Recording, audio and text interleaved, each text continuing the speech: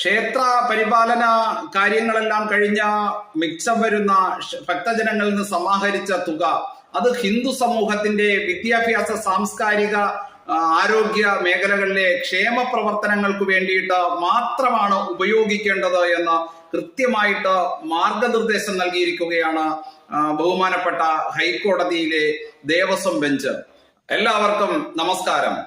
ഇന്ന് വളരെ സുപ്രധാനമായിട്ടുള്ള ഒരു നിർദ്ദേശം ദേവസ്വം ബോർഡിനോട് ബഹുമാനപ്പെട്ട ഹൈക്കോടതി ദേവസ്വം ബെഞ്ച് മുന്നോട്ട് വച്ചിരിക്കുകയാണ്.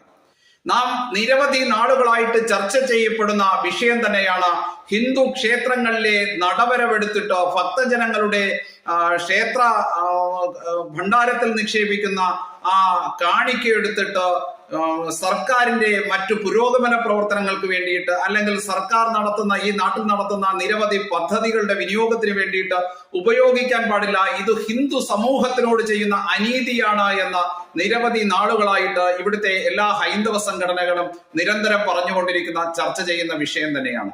എന്നാൽ ഇതിന് മറുപടിയായിട്ട് കേരളത്തെ ഭരിക്കുന്ന സർക്കാരുകൾ അല്ലെങ്കിൽ ദേവസ്വം ബോർഡൊക്കെ മുന്നോട്ട് വയ്ക്കുന്ന വാദം എന്ന് പറയുന്നത് ക്ഷേത്ര പരിപാലനത്തിന് പോലും, ദേവസ്വം ജീവനക്കാർക്ക് ശമ്പളം കൊടുക്കുവാൻ പോലും ക്ഷേത്രത്തിലെ വരവ് തികയാറില്ല. അതുകൊണ്ട് തന്നെ സർക്കാർ ഖജനാവിൽ നിന്ന് സർക്കാർ ദേവസ്വം ബോർഡിന് അനുവദിക്കുന്ന ഫണ്ട് കൂടി എടുത്തിട്ടാണ് ഈ ക്ഷേത്രത്തിന്റെ നടത്തിപ്പ് കേരളത്തിൽ മുന്നോട്ട് പോകുന്നത്. ദേവസ്വം ബോർഡ് മുന്നോട്ട് പോകുന്നത് സർക്കാർ ഖജനാവിന്റെ പണം കൊണ്ടാണ് എന്നൊക്കെ പറഞ്ഞുകൊണ്ട് ഈ ദേവസ്വം ഫണ്ട് കൊള്ളയടിക്കുന്നതിനെ ന്യായീകരിച്ച ഹിന്ദു സംഘടനകളുടെ വാദഗതിയെ പ്രതിരോധിച്ച് മുന്നോട്ട് പോകുന്ന സാഹചര്യങ്ങളാണ് നാളിതുവരെ ഉണ്ടായത്.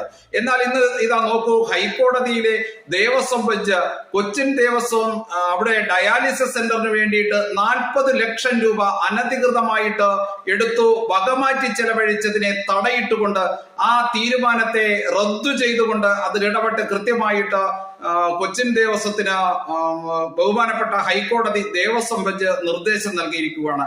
ഈ തുക എന്ന് പറയുന്നത് ക്ഷേത്ര പരിപാലനത്തിന് വേണ്ടിയിട്ട്, ക്ഷേത്ര നടത്തിപ്പിന് വേണ്ടിയിട്ടുള്ള ഉപയോഗം കഴിഞ്ഞ ഭക്തജനങ്ങളിൽ നിന്ന് സമാഹരിക്കുന്ന മിച്ചമുള്ള തുക ഹിന്ദു സമാജത്തിന്റെ വിദ്യാഭ്യാസ, സാംസ്കാരിക, ആരോഗ്യ ഉന്നമനത്തിനു വേണ്ടിയിട്ട് മാത്രമാണ് ഉപയോഗിക്കുവാൻ സാധിക്കുന്നത്.